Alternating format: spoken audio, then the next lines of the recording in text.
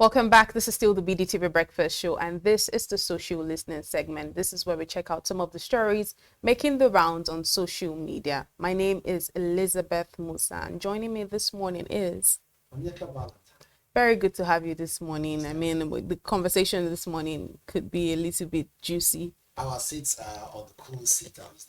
Cool seat, really? No, I mean, you're definitely on the cool seat because you're not on the receiving side. You're just on the analyzing side. Because a lot of people on social media are very emotional. And, when some certain topics are, on the table for conversation, they get very jittery. They don't think clearly. Most of them think within the angles of their...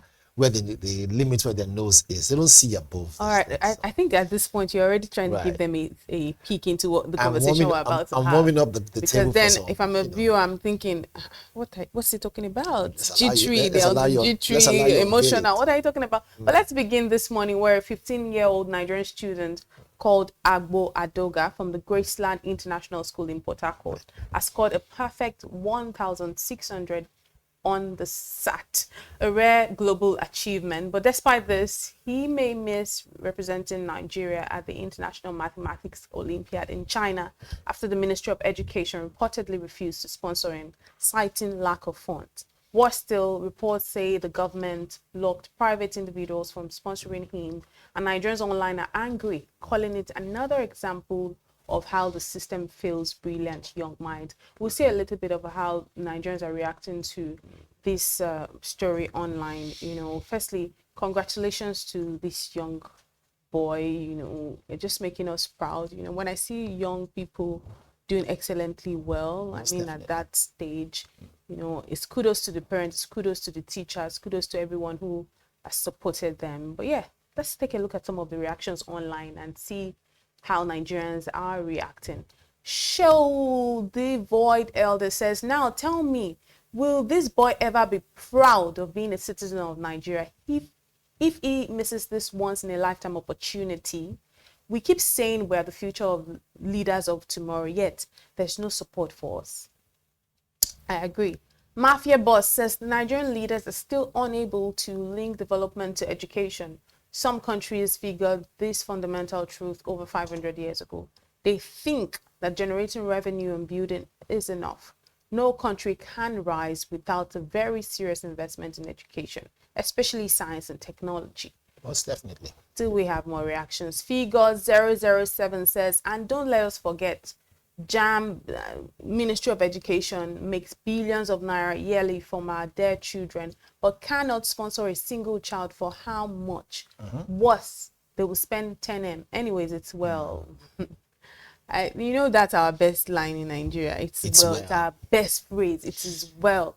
Niger Budget Bro says, only in Nigeria where talent is treated like an expense instead of an investment. A nation that won't fund its brilliance is funding its own downfall. Valentine, really, what does this really say about how we treat education? This situation, what are your thoughts? As it is, we must talk about it. There is no light at the end of a tunnel if we think that education comes in secondary. Matter of fact, there's only major storm along the way. It hurts my eyes and even worries my thoughts when I see opportunity for this country to grow, to become great, to leave its indelible mark in times where we question our educational background. When we see an opportunity to create a breakthrough, right? Some quote and unquote selfish people want to, trample upon it. First and foremost, congratulations to that young fellow. The reason why I'm using all these words and terminologies is so that people who are responsible for trying to dampen his star should be ashamed of themselves. They should stick their head into the sand and behave the way vultures would behave when they know that they've lost the battle. Unfortunately, they didn't even end there. From what I found out, they went as far as stopping any other person from trying to support the fellow. That was just so bizarre to me. So in trying to understand it, I might end up having a migraine, but I will try. I don't mind in this case. It's worth me having a migraine after now. Look, the young man at the prime age, prime time, a point where if he strikes hard, he will make a great mark. And you are saying that we don't have money to support him. No, not we. They don't have money to support him. So they waste billions in infrastructure that they don't see the end of it. Right? There are road constructions within that whole state or whatever it is, that at the end of the day, they come back every 6 months to spend more money on it. What about federal government allocation? Fuck, what happens to that too? All those unaccounted monies with the S. You need to tell me that they can't carve out. I heard someone say 10 million. It's not chicken change. It is chicken change. They can't roll out 100 million and say, look, apart from the fact that want to sponsor your movement back and forth, want to make sure your education moving forward from now till you get your doctorate degree is covered. Right. If we cannot do that as a country, we can't do that as a state, and we can't do that as, those who are in charge of that area, then I'll simply say it's unfortunate. It's unfortunate. I don't like to be part of people who say that may Nigeria not happen to us. But really, sometimes when you see cases like this, it's just very easy to just agree with the fact that Nigeria can happen. There's something else that we are not even seeing. What's this thing we're not seeing? Now, what we're not seeing is the area that looks as if it's the blind spot. Wait a minute. What's that? There could be some political undertone. Someone's trying to play politics with this situation now. They could have said, you know what? Let us play the card, which is if we're not going to allow if we cannot pass through the door, no other person will pass through that door. I think as this case and this story unfolds, we'll find out those who are responsible for making sure that if they will not pass, no other person will pass. Such a very selfish thought. And to use that now, right, and it now has to affect a little boy. The question is, where do we go from here? I think my only 2 cents is, what kind of a country are we living in where just how much are we looking at? And we're saying that the Ministry of Education is saying they lack funds. I know that, yes, they are owing, the educational sector, for the longest time, we were talking about how so many gaps that we have in this sector. But this is just another reflection of the negative side or of all of the unfortunate things happening in that sector that honestly I can't even say more than this, because how do we get such an opportunity? So if this child grows in the next how many years, this will be one of the people that will definitely be pro jackpot, because they see this because when you have opportunities and you don't get your opportunities because you're in Nigeria, definitely you're going to be pro jackpot. Should I shock you? And just upon that, the guy who sang that song back then, Andrew, no check out to Nigeria go survive. Can you imagine if a child of 10 years old at that time, right, had chosen to listen to that? That child right now who is doing so well in a different country will probably be in this country driving the bus somewhere within Oshodi to Obalende. I'm not saying that people should run and leave this country, but I'm saying sometimes you look at it and say, if I cannot water my green here for it to be green pastures, I'll probably go somewhere to enjoy it. Having said so, I will tell you what this means for them to trample upon these guys, these little boys' star. It simply means that the trust and the patriotic feel, or a feeling that we should have as Nigerians, will begin to be dampened. It will make those who are still young parents begin to think, is this the country my child wants to grow up in? It will make you begin to ask the question, wait a minute. And then they'll do anything to just get the child out. And honestly, I respect that. Well, if I was the president of Nigeria, I could have been a ruthless one, because man, the way I would make a decision very clear and very swift. First and foremost, whoever is in charge of that should be sacked first. Then get that boy and put him on a federal government, direct scholarship. It's very harsh, I know. But sometimes, if you don't make harsh decisions, you will never enjoy the day. Remember what I used to say here? I said, look, hard times create room for what? Strong men. And strong men create good times. Good times create weak men. Weak men create hard And I think this is also the time for, we've seen how benevolent Nigerians can be. Yes. So I think this is the time for all the benevolent Nigerians with means to swing into action. This is a good time to use your money, not on some other cloud chasing adventure. Most definitely. If I had that money to say, okay, 50 million, and I look at this young boy, I know tomorrow he'll become great. He'll come back to this country, hopefully come back to this country and be a better leader. Look, what are we saying? Even if in the next 15, 20 years, maybe when I've retired, I'm out of the whole journalism space, media, everything, I'm resting at home, but I'm enjoying some form of, kickback. No, I won't say kickback, but some form of social welfare, and things are working well in this country because he ends up being the leader.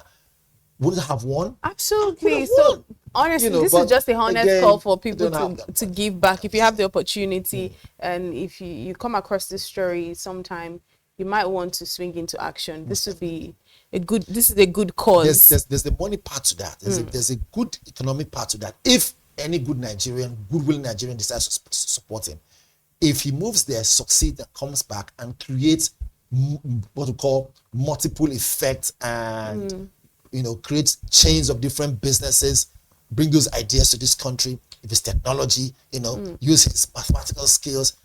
Can you imagine the amount of people who will actually be empowered through his knowledge? Absolutely. Let's move on now and talk about another story. Nollywood actress Regina Daniels has set social media on fire after a viral video showed her in distress, hinting at possible domestic violence in her marriage to Senator Ned Nwoko. Her brother, who is called Sammy West, accused Nwoko of assault, threatening to defend her. Hours later, Senator Nwoko responded on Instagram accusing Regina of drug and alcohol abuse, saying her outburst was drug-induced and that she needed rehabilitation. And of course, you trust Nigerians to swing into action when things like this arise, because obviously when you're in the public eye, you definitely will be under public scrutiny, and that's for both of them, because she's kind of put him in the public eye. So they are both people that everyone looks out for, aspirational material. People look up to people that they think that, okay, they have these things and then the life that you want. So yes, they've been on that. She has the people that certainly admire the things that she has. He also has the people that, wish that, they could, be in that position or get some of the things that they have. And now seeing this happening, because many times she's always talking about how sweet the marriage is. Some people will say online, just interesting comments. You see, this is the only person that can give me marital advice and I will listen. And I always wonder, so what happens to your parents at home? What happens to the people in your homes? But honestly, onto this issue on hand, really, domestic violence is nothing that anyone should ever smile or joke about. I'm seeing people online, making jokes about it. I recently, actually this morning, I saw some people have even, how they take a sound and start using it for content. And the part where she was saying, I'm in my house. In my house, I'm a queen or something. In Ned Nwoko's house, I'm nothing. And then some people are using to create content. In my house, I'm trying to make fun. So they're also using to promote business. And I think that people need to understand where to draw a line between content creation and just being a civil human being, because this is somebody's pain. Yes, you've been looking for an opportunity, maybe because you felt like she had it all. You've been looking for an opportunity for her to see the worst days that she would ever face. But the truth is, she would definitely swing back, because domestic violence is not something that we should look at and then say and then try to give give reasons or whatever, because like the way people have been doing online. So I will tell you, and again, let's approach it from an angle where our viewers will just want to hear from both sides. So let's stay on the fence. But let us start from the angle of we saying, what is it like when it comes to choosing to marry someone who for what it's worth, wants 100% control, someone who for what it's worth doesn't need you to work anyway, can take care of you 100%. What this means is that, you see, you trade off your freedom for that particular issue of provision. That's the fact. Now, this is not just peculiar to one gender, it's both genders really, whether you're a man or a woman. Whoever it is that holds the bulk of the finance might most likely be the one to, dictate the pace. So it's a choice. And you see, like they always say, those who cry wolf should not really be, be on the complaining angle when truly one day the wolf finally comes. You decide to dance with the devil, as the case may be.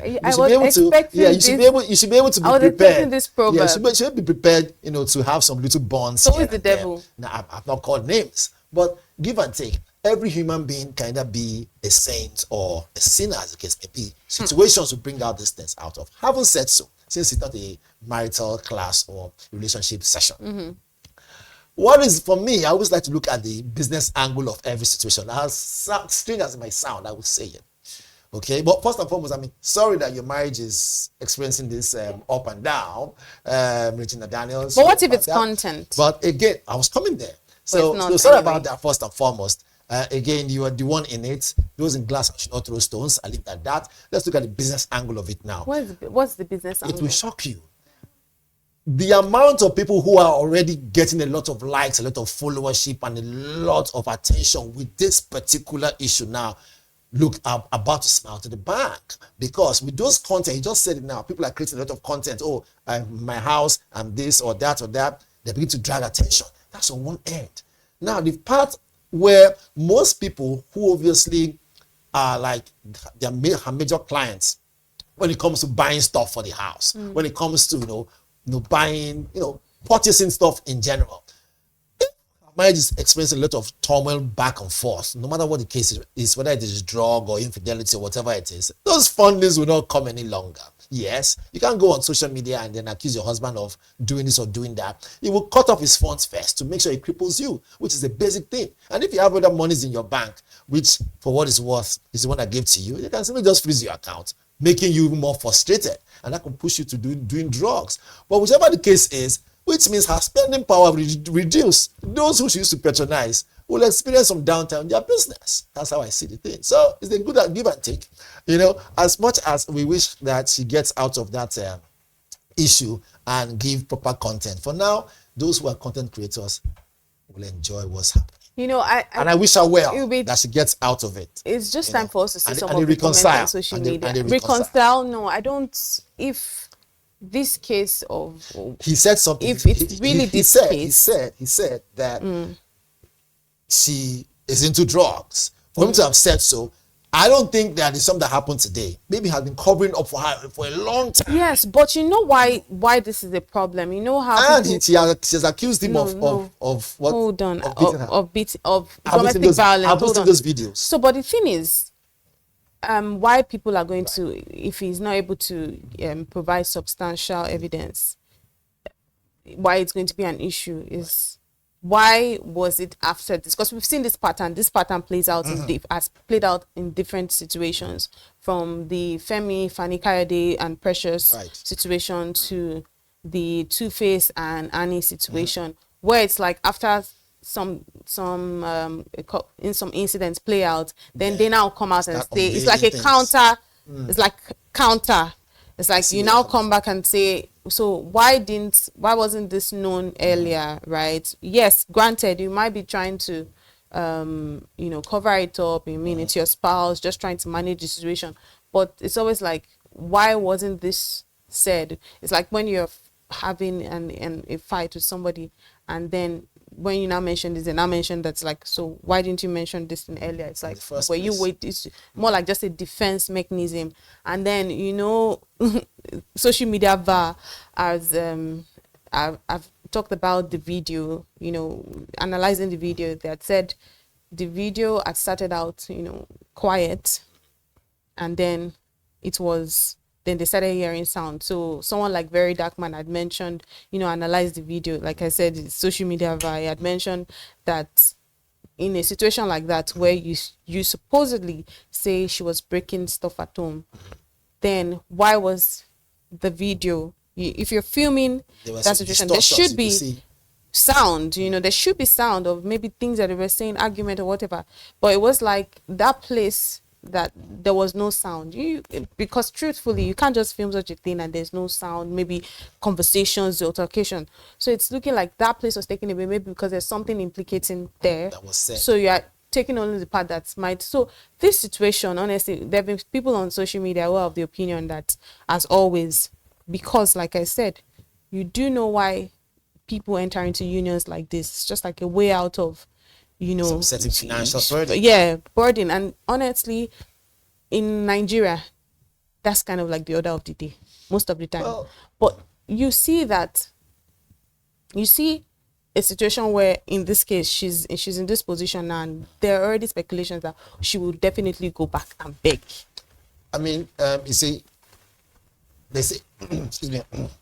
So, light doesn't strike twice in one place. So they say. But at the end of the day, if she has this way of going back to bed always, maybe that's maybe a part where her parents come in and they play a role, saying, look, her mother, okay, her mother. So save your marriage, go back and beg, find a way and then settle it. Again, I want to say this. It's good that she's experiencing, this particular issue. There is some form of, physical issue going on. She has said it out in the public. She didn't keep quiet. Now we are aware. Instead of just dying in silence, right? You keep quiet and you're dying inside. No. Domestic violence is not something to joke with. And if it did really happen, we want to see more evidence that will really show that this is what's going on. Whether the man is 70-something or 100 years old or 10 years or 12, no matter. She says it's not up to that. Forget the age. It is a union between two people or amongst a lot of people, because she's like fifth or sixth wife. I mean, I don't know. But whichever it is, it's a union. So obviously some court agreement there. They've signed. So if she thinks that this thing, she can't handle it, don't allow social media judgment to be what will give you more frustration. You know the right course. Or trying to impress people on social. That's my point. You know the right course to take. You know the right action to take. Get your lawyers and say, look, this XYZ is what I'm experiencing. Right? Come in and defend me in a matured way. If she had done that earlier on, maybe she could have gained more respect. As far as I'm concerned, I keep saying this. Social media, quote and unquote. Don't you think this is beyond her control? See, she didn't come out herself. No matter what it is, whether it's beyond her control or not, the fact that it started, she could have been obviously the first hand, receiver of this whole thing. Before he goes on social media now, you could have seen the signs. So wait a minute, there's no smoke without fire. So if this is what it is, I had to find a way to do what? To protect myself. And if truthfully these women are now into drugs, I think when I say these women, in this case we're talking about one person, but I just played back to some of the situations. Alleged. We're not even sure. So there's something wrong, because if these women went into these unions, clean, not doing drugs, how do we and then they get into the marriage? No. There was nothing known about that.